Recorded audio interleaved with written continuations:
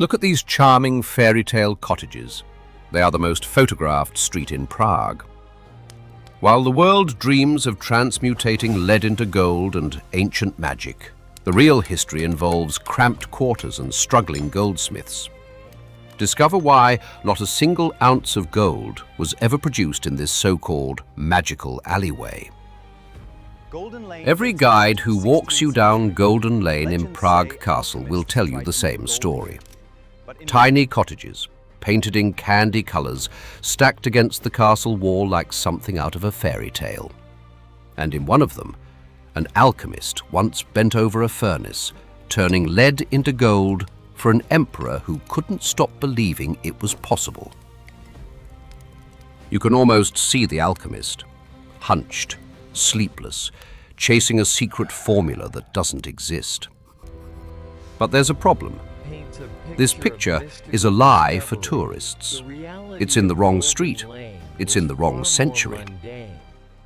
Golden Lane wasn't built until the early 1600s, and it wasn't built for alchemists. The cottages went up to house the castle's marksmen, the castle's sharpshooters. Around 24 elite guards, along with their families, housed directly against the fortification wall they were sworn to defend.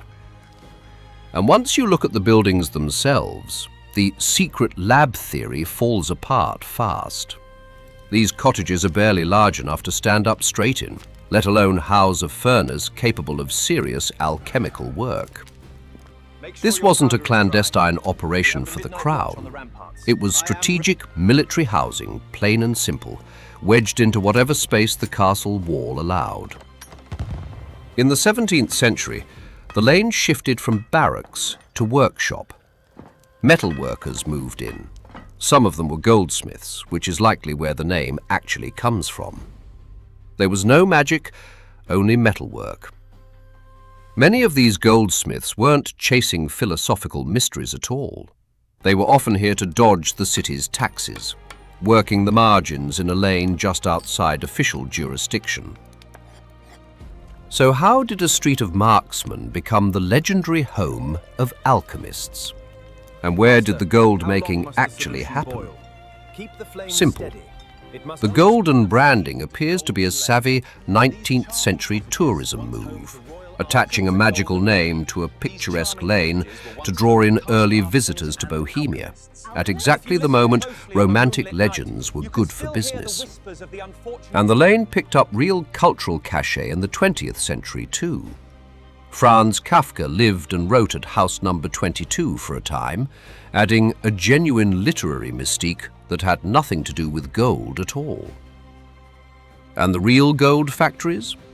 For that, we have to go back to the man who made Prague the alchemy capital of Europe, Rudolf II. He ruled from Prague Castle starting in 1583, and he was obsessed, not with warfare, but with secrets.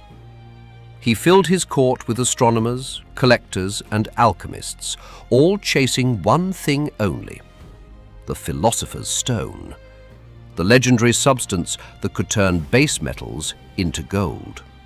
And Rudolf paid handsomely. Alchemists came from everywhere.